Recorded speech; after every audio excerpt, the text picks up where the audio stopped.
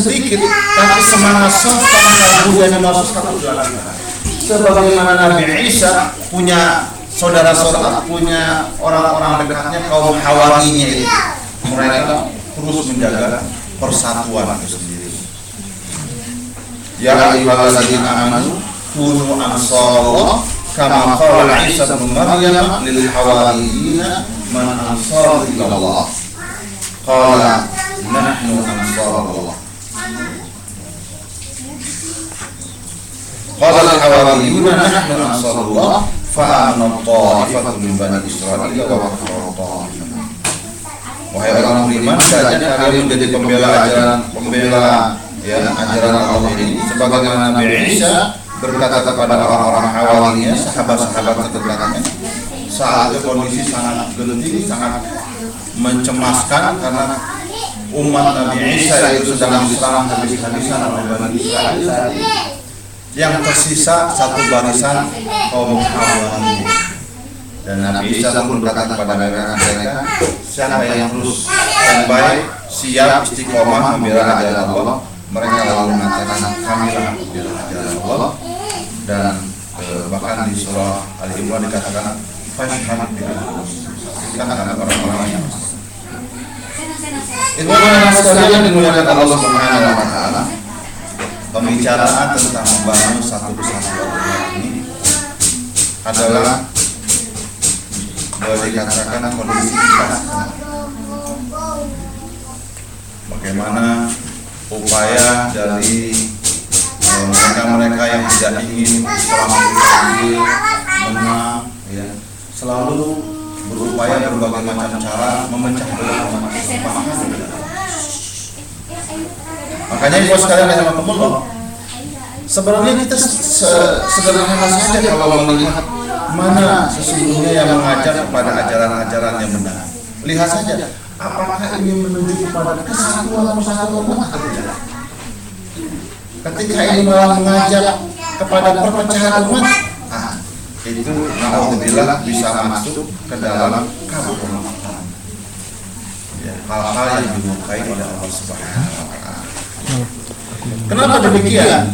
Karena sesungguhnya kalau kita perhatikan misalnya di surah Al-Hujurat, dalam surah Al-Hujurat ini karakter kita sebagai orang-orang yang beriman, di ayat 10-nya Allah mengatakan innamal mu'minuna ikhwah. Ini ada kalimat innama. Innama itu ada berhasil bahwa tidak ada lagi yang namanya karakter orang-orang yang beriman. Dan mukminun ini bentuknya jamak. Karakter kita kalau sudah kumpul orang-orang beriman, karakter itu semangat berukhuwah.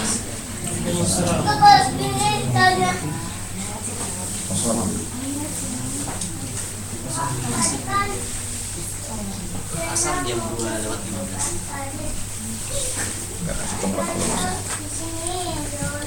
Karakter orang beriman ini adalah kalau sudah kumpul itu semangat berukhuwah.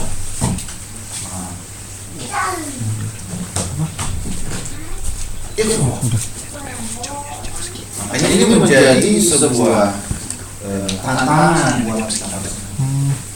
Kalau dalam bukunya ternyata diakuin susah, itu imannya adalah salah. Karena Allah mengatakan ini nama karakter dalam beriman mudah akur. Dan kalau ada masalah, karakternya aslinya kau baik akwai cepat tanggap. Mana yang kira-kira ada masalah di antara langsung semua merespon. Fa'aslihu baina akhawaykum. Nah, karakter seperti inilah yang membuat pertemuan kita yang dilandasi dengan ketakwaan tadi wa taqwallaha Allah Subhanahu wa taala menurunkan ini adalah bagian dari Allah Subhanahu wa taala mencintai orang lain. Itu sekalian. Yang terpenting di sini bagaimana innamal mu'minuna. Kenapa sulit sekali kita membangun satu persatuan? Ternyata ada ayat sebelumnya itu. Di ayat ke-6 dan di ayat ke-7. Yang pertama ayat ke-6 ini faktor-faktor yang membuat sulitnya innamal mu'minun.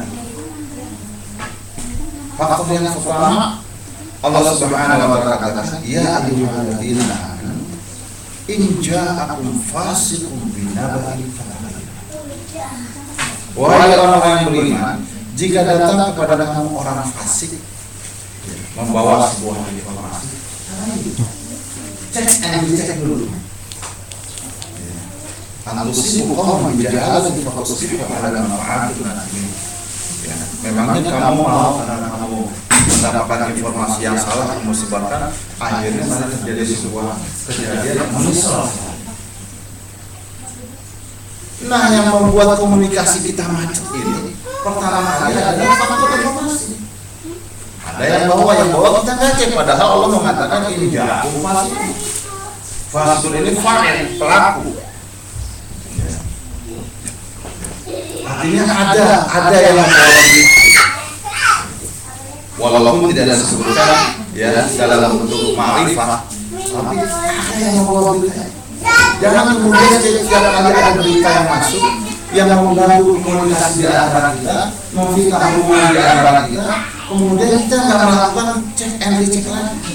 Yang pertama yang Allah inginkan ketika ada kalimat ini ja'akum fasiqun, setelah yang mendengar berita, cek dulu perawinya siapa. Perawinya siapa? Jangan cuma melihat masalah perawi ini ketika kita konsentrasi melihat hadis-hadis ini. Informasi yang kita sehari-hari juga harus kita ini berita karena sekarang itu sekalian begitu mudah informasi masuk dan begitu mudah orang mempersepsi kawan itu salah karena dia dengar katanya udah nanti nanya ke saya saja. Padahal boleh jadi yang kata membawa informasi ini mungkin dia punya permasalahan personal, kemudian dia nggak cocok, ya. Lalu disebarkan berita lain. Hati-hati. Fasik itu pas kalian Allah adalah sebuah karakter seseorang yang senangnya nyumpah. Cenderungnya itu ya bukan yang lulus yang nyimpang pengen iseng gitu ya, pengen dia bersilancar di kesulitan orang lain. Jadi fahami di sini inja, makanya harus pelajari ya di dalam membangun kesatuan umat ini ya adalah selektif terhadap informasi.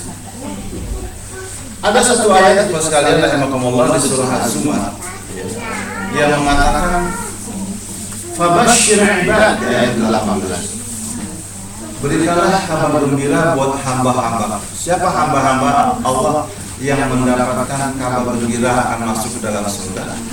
Mereka itu adalah alladzina yastami'una al-qawla fayattabi'una ahsana.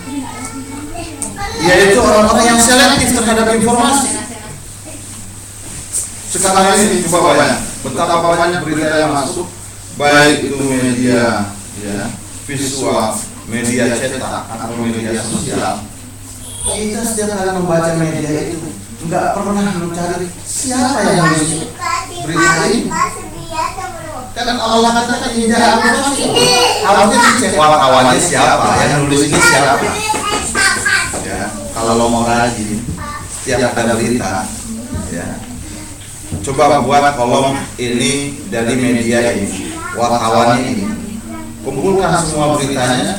Oh ternyata kalau dia bicara tentang keislaman selalu bahasanya negatif.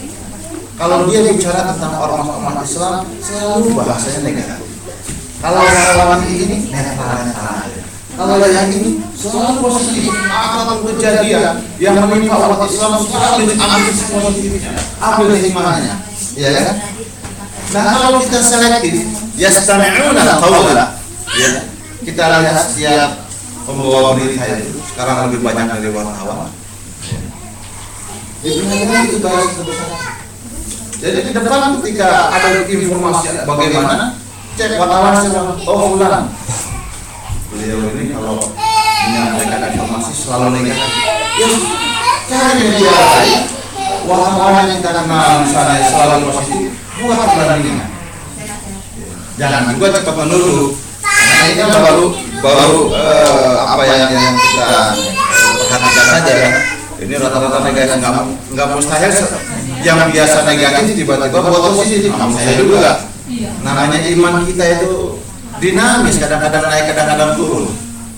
Wartawan juga boleh jadi selama ini mungkin membuat berita negatif, tiba-tiba Allah kasih hidayah berubah jadi positif. Nggak mustahil juga. Kita pun jangan cepat sekali menyalahkan. Tapi sangat melihat sebuah berita itu penting. Karena ini terkali, jangan sampai Allah Subhanahu wa Ta'ala tadi kabur mata. Allah memberikan berkah yang luar biasa, marahnya luar biasa, sampai disebutkan kalimat marah. Marah seseorang sebagaimana marah melihat ibunya yang berkuasa. Sampai seperti itu. Makanya, ya, ini yang pertama yang menjadi catatan adalah selektif terhadap informasi. Persatuan umat ini biasanya dirusak dari info-info orang-orang yang tidak fasik, bentuknya nakiroh, bisa jadi nggak cuma satu orang, banyak, tapi yang bawa selalu satu orang sini, satu orang ke sana. Dan biasanya orang-orang seperti ini ya suka melempar aja wacana. Kadang-kadang ada nyambut. Kita pun dari sini, Bapak sekalian, jangan mudah sekali memprotes. Ya kan? Lihat dulu ini dari mana nih? Perawinya siapa nih? Ya. Yang membuat Islam kekhalifahan Islam bertahan 8 abad di dunia ini karena mereka sangat selektif terhadap informasi. Di antara hal, ya, peperangan yang terjadi antara sahabat Ali bin Abi Thalib radhiyallahu anhu dengan sahabat Muawiyah radhiyallahu anhu, belakangan kita mendapatkan sebuah isyarat bahwa itu harus salah. Yang jelas setelah itu Muawiyah radhiyallahu anhu setiap kali mendengar Ali bin Abi Thalib dia menangis. Karena dua-duanya sahabat. Dua-duanya dalam konteks hadis itu adalah Ali. Karena kalau sampai satu yang disalahkan bahaya. Di antara kelebihan Muawiyah ini adalah beliau dianggap penulis wahyu Al-Quran. Ya. Nah ini mas kalian yang pertama tadi bahwa persatuan umat ukhuwah itu sangat terancam kalau kita orang-orang beriman yang sesungguhnya memiliki jiwa-jiwa yang mudah diaturkan, mudah membangun ukhuwah, ya. Tapi kalau orang selektif terhadap informasi ini bisa menjadi hati-hati. Apalagi kita sekarang di umat Islam ini, ya, boleh dikatakan dengan nepotismenya, dengan kekeluargaannya, dengan kawan-kawannya dari kita sekolah, kita bermasyarakat, itu lahir banyak perkumpulan.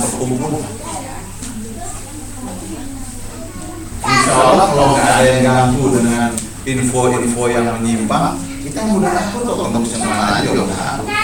Tapi kalau belum apa-apa, ketika kita datang sudah diinformasikan, nanti kamu akan ke sana atau kelompok ini hati-hati ya. Akhirnya ketika datang ketemu apa yang disepakatan, kita sudah bersama budak-budak. Karena kalau kita ini juga sudah mendapatkan sama nanti ada orang yang begini-begini, masa budak-budak. Perlu kita tanya lagi benar apa? Akhirnya kita datang sudah dibunuhnya masa budak-budak. Tinggal satu wasit aja ada yang berantem. Kalau nggak ada wasit, ya sudah pertemuan dengan sama-sama bisa budak-budak. Kayak ikan cupang itu kan, melihat apa muter-muter gitu, terbang.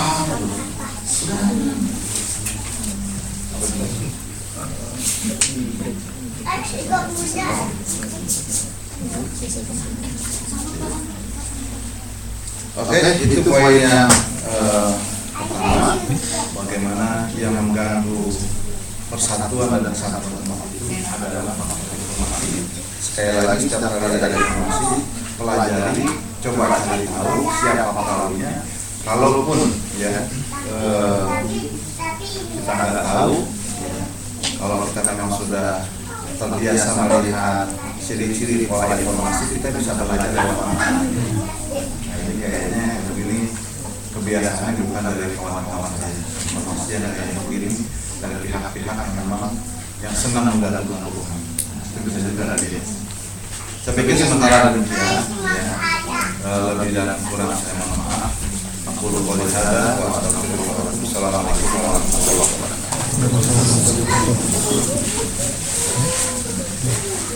Ya, teman-teman semua, kita akan persiapan sholat asar. Jadi silakan untuk berwudu. Dan setelah sholat asar, insya Allah akan kita lanjutkan kembali. Terima kasih. Perlu break itu nggak? Apa? Perlu break itu nggak? Iya. Hah? Perlu break itu nggak? Perlu break. Iya kan.